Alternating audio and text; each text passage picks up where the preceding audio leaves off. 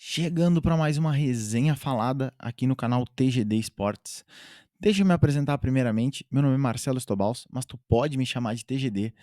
E no vídeo de hoje, cara, vamos falar de mais um dia, né? Mais 3 jogos dessa rodada de 16 avos de final da Copa do Mundo de 2026. Bom, teve Espanha e Áustria, teve um jogaço entre Portugal e Croácia e também, pô, Suíça e Argélia.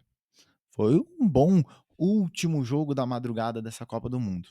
Então, roda a vinheta e a gente fala mais desses 3 jogos.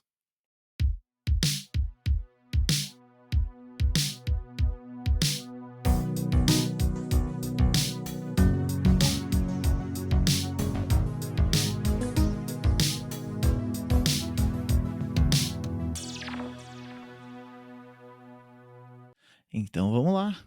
Vamos falar que ao natural, sem fazer força, a Espanha fez 3-0 na Áustria e, bom, se garantiu então nas oitavas de final da Copa do Mundo.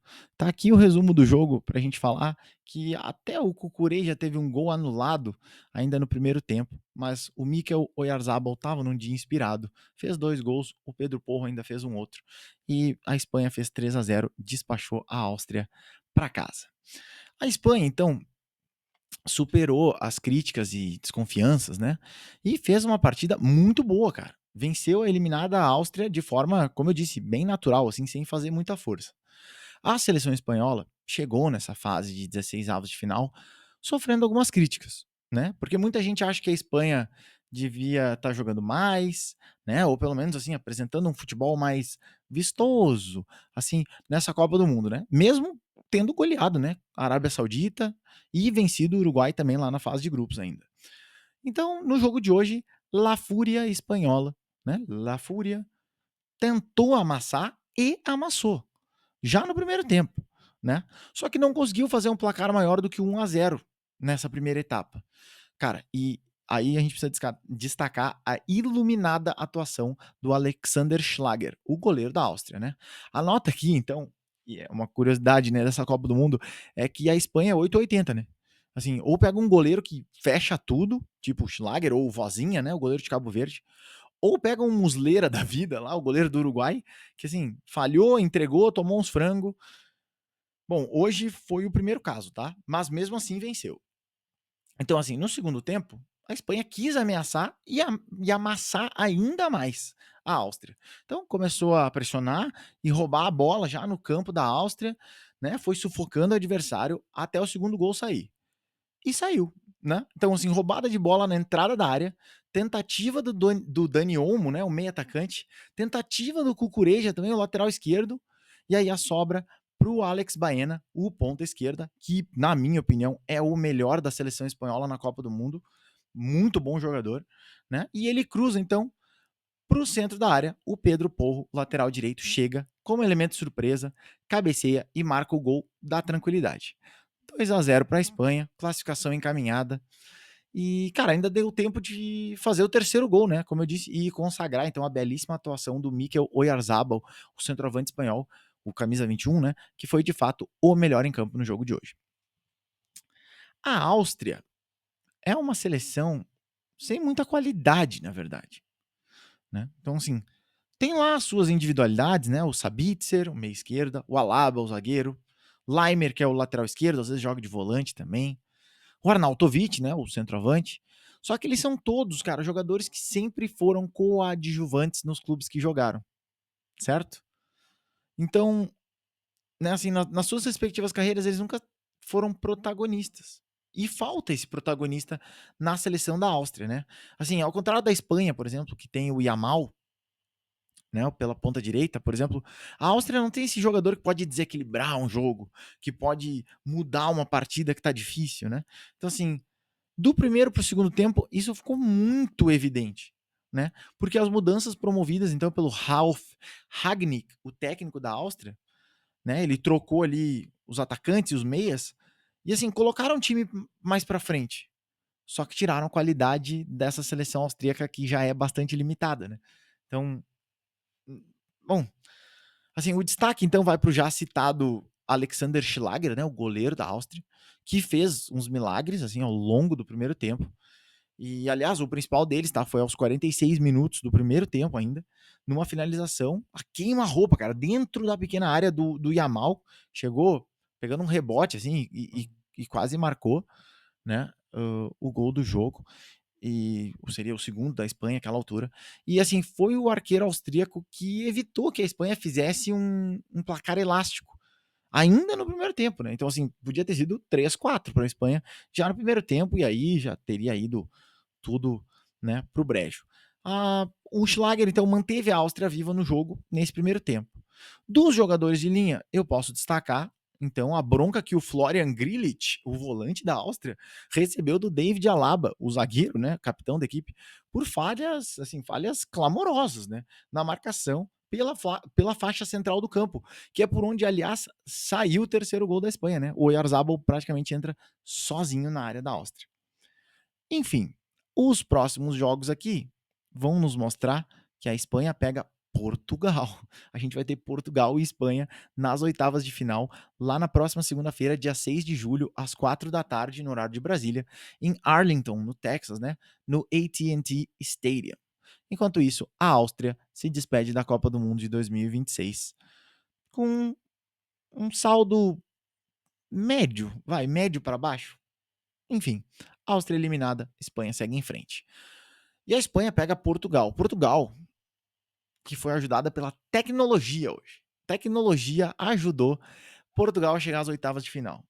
E assim, não é que ajudou porque Portugal não merecia. Não, não, não. Foi merecido. Mas, cara, olha esse resumo do jogo, cara. Mas que é isso? Olha esse resumo de jogo. Bom, o resumo de jogo fala então que o Perisic abriu o placar aos 7 minutos do segundo tempo. E o Cristiano Ronaldo empatou de pênalti, depois, né, ainda teve gol no lado da Croácia, gol no lado de Portugal, mais um gol no lado da Croácia, gol de Portugal aí valendo, e ainda um gol anulado aos 57 minutos do segundo tempo pelo chip da bola. E a gente já vai falar disso. Mas primeiro, a gente precisa falar que Portugal, no primeiro tempo, apertou um pouco, jogou um pouco mais que o seu adversário, mas não conseguiu abrir o placar contra a Croácia. E só isso. Assim, o destaque no primeiro tempo foi para a boa partida do João Cancelo, né, o lateral direito de Portugal, que foi agudo ofensivamente e seguro defensivamente. E de novo, só isso? O CR7, né, o Cristiano Ronaldo, então ele mal tocou na bola, na verdade, né? Ele tocou na bola muito pouco. A segunda etapa então chegou e quando se deram conta, os portugueses já tinham sofrido o resultado de uma forte pressão croata nos primeiros minutos. 1-0 e a eliminação nos 16 avos de final parecia muito real naquela altura. Aos 16 minutos do segundo tempo, o técnico de Portugal então resolveu fazer uma substituição quádrupla. Mexeu em todo o meio-campo e na lateral direita também. Ou seja, ele esperou tomar o gol para mexer no time que já estava sem criação desde o primeiro tempo, tá? Então a seleção portuguesa era um time completamente acéfalo, antes da entrada do Bernardo Silva, o meia atacante, e do Rubem Neves, cara, o meia de Portugal, que entrou um pouco depois, ali aos 35 do segundo tempo, né? Já com o jogo empatado em 1-1. E falando dos 35 do segundo tempo, o Roberto Martínez, o técnico de Portugal, tava de sacanagem, cara. Ele tava de sacanagem, cara. Ele tirou o Cristiano Ronaldo, que saiu bastante insatisfeito, tá? E deixou o Rafael Leão, o meia esquerda, que é sempre muito inconstante, né? Ainda com o jogo empatado, cara. Assim, podendo ir pra prorrogação e pênaltis, cara. Tu tira o Cristiano Ronaldo, cara? Bom, pelo menos eu acho que é isso que 99% das pessoas que estavam assistindo o jogo pensaram na hora, né? Só que é por isso que o comentarista comenta, o treinador treina e o jogador joga, né? Como diz o outro lá. Acho que foi o João Saldanha que falou essa frase. Enfim, aos 48 minutos do segundo tempo, surgiu, das alterações do Roberto Martínez, o gol da classificação portuguesa. Gol de camisa 9, né? Gol de camisa 9 de um camisa 9. Gonçalo Ramos, o centroavante de Portugal, com assistência do Rafael Leão, o meia esquerda. Então, assim, 2-1 e classificação às oitavas, apesar da agonia até o final, né? Como eu disse, gol 57 minutos lá anulado. Bom, em tempo ainda um destaque rápido para a excelente atuação do goleiro português, né, o Diogo Costa. Salvou tudo no primeiro tempo e ainda salvou a classificação portuguesa, com certeza, né? Então, passou pelas mãos e luvas do goleiro da seleção de Portugal e do Futebol Clube do Porto. Falando da Croácia, bom, vindo de uma fase de grupos mais ou menos, né? Mais para menos do que para mais, em que jogava bem apenas 45 minutos dos jogos, né? Então, assim, o vídeo primeiro tempo contra a Inglaterra, né? Mas, assim, que por outro lado, a Croácia também levava muitos sustos, né? Vide o primeiro tempo contra o Panamá. Então, assim, em resumo, a Croácia sofreu para classificar em segundo no grupo L. Hoje, contra Portugal, apostou inicialmente em contra-ataques. Porém, teve poucas escapadas, assim, tendo o seu ataque muito bem contido pelos volantes zagueiros portugueses. O Luka Modric, então o meia da Croácia, teve pouco espaço no jogo em si, né? E por conta disso ele atuou numa faixa central um pouco mais recuado, né? Para tentar iniciar as jogadas assim vindo de trás, né? Com qualidade e assim recebendo a bola de frente para o gol do Diogo Costa, né? O goleiro de Portugal. Então assim ele recebia a bola bem na faixa central para tentar organizar essas saídas de bola. Então, o jogador mais ativo, o mais perigoso e com as melhores chances criadas pelo lado da Croácia, que foi o mais avançado desse meio-campo, era o Mateo Kovacic, né, que é o outro meia, que ao contrário do camisa 10, né, o do Modric, ele jogou mais solto, né, e mais perto do Budimir, o centroavante, no primeiro tempo. E também do Matanovic, o centroavante, que entrou na vaga do Budimir no segundo tempo. Enfim. E claro, não dá para colocar o peso da eliminação nas costas do cara, mas o destaque negativo da Croácia foi o camisa 13, né? O Nikola Vladic, o meia direita, então, que assim, ele estava ajudando a defesa no escanteio. Ele abraçou e derrubou o outro camisa 13 do jogo, o Renato Veiga, o zagueiro de Portugal, dentro da área. Pênalti assinalado pelo VAR. E sabendo que tem o Cristiano Ronaldo do outro lado, né? Cara, foi praticamente como marcar um gol contra. Então, assim, fica um pouco a sensação de que o empate de Portugal não precisaria sair, pelo menos não desse jeito, né? Com uma falha tão bizarra de um jogador croata. Assim, pô, o cara sabe que tem várias, sabe que os caras vão olhar na câmera. E ainda o cara agarra, assim, dá um abraço no jogador, derruba ele. Cara, foi uma falha bem bizarra. Enfim, perdoa também a minha garganta aqui, vou até tomar uma água. Cara, 13h05 da manhã estamos gravando o vídeo.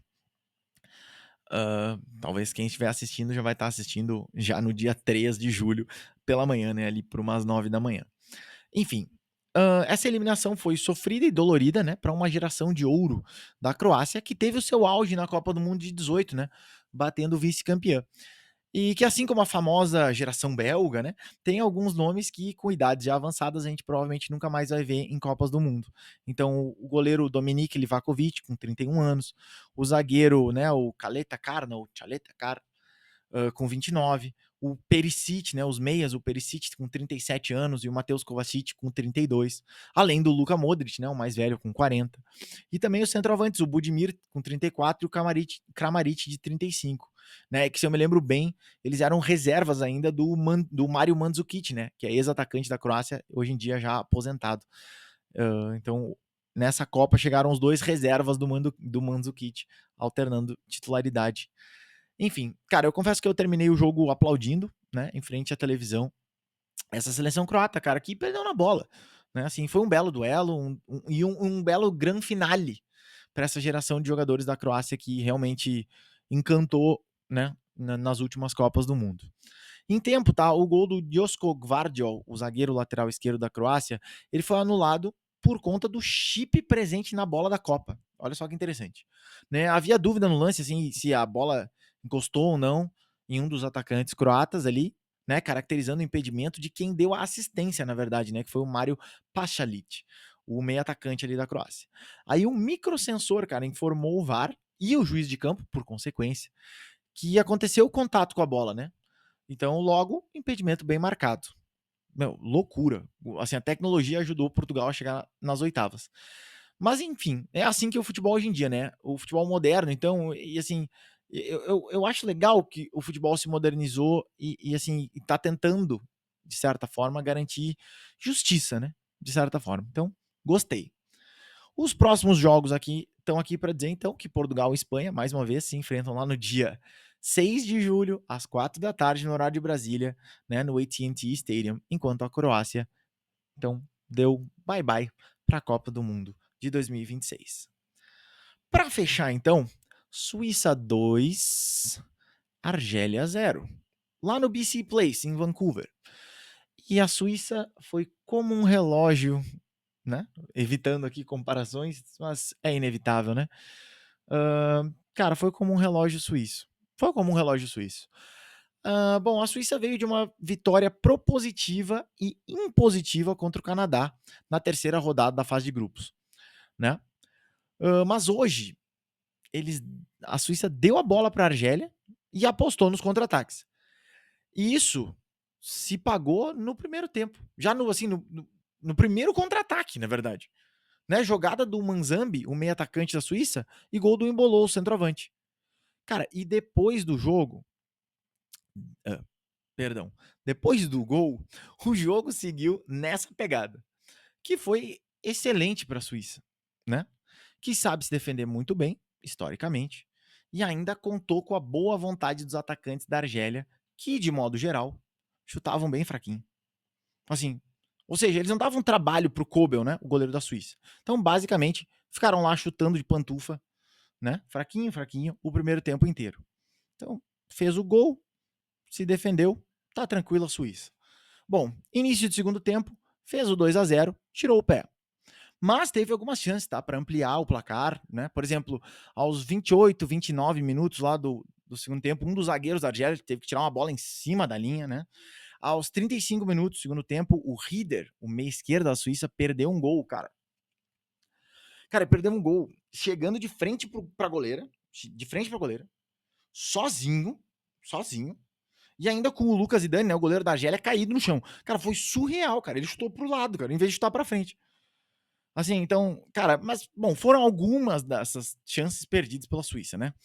E, bom, seria fácil aqui eu destacar o Manzambi, né? Um meio atacante que é a joia da coroa suíça nessa Copa. O Granit Xhaka, o volante meia ali, que é o craque do time. Podia destacar o Embolô, que é o centroavante, né? O cara dos gols. Mas Rubem Vargas, meia esquerda da Suíça. Cara, esse cara faz um papel discreto, só que fundamental para a criação das jogadas ofensivas da Suíça. Cara, ele é o cara do toque rápido, das assistências, tá? E, cara, é o cara que domina o setor ofensivo do meio-campo da Suíça. Então, assim, né, o lado esquerdo ali é todo dele. Cara, hoje ele fez um partidaço. Partidaço. Participando dos 2 gols, tá? Do jogo. Bom, depois do placar garantido, então o Murat Yakin, o técnico da Suíça, substituiu todo esse quarteto de ataque ali, né? Com aquela sensação de dever cumprido. Suíça nas oitavas, tamo grande, né? Já do lado da Argélia, bom, vou até tomar água aqui. Tomar uma água de novo, porque do lado da Argélia, pelo menos, não era só o White Nouri, o lateral esquerdo, atacando pelo lado esquerdo, né? Com perdão da redundância. Hoje tinha o Belgali, o lateral direito, atacando também pelo lado, né? Dessa vez do lado direito. Sabe qual é o problema? O Manzambi, o atacante da Suíça, atacava por ali também, no espaço deixado pelas costas do lateral direito argelino. Então, o primeiro gol saiu exatamente por aquele lado. E, e essa falha, cara, custou caro pra Argélia. Porque, assim, nem tanto pelo placar, tá? Mas assim, pelo fato de que o Belgali, ele parou de atacar tanto, ele parou de subir tanto, né? Pra parar de tomar bola nas costas. Então a Argélia não só levou um gol, mas também perdeu um pouco do poder ofensivo para tentar reagir, né? Então, assim, praticamente no mesmo lance. Um único contra-ataque ali, né? Aos 10 minutos do primeiro tempo. E assim, claro, por característica, o camisa 17, né? O Belgali, ele continua atacando. Mas ele sempre que ele fazia, assim, sempre que ele fazia isso, ele deixava esses espaços que o Rubem Vargas, né, que eu citei há pouco, ele aproveitava ali na defesa.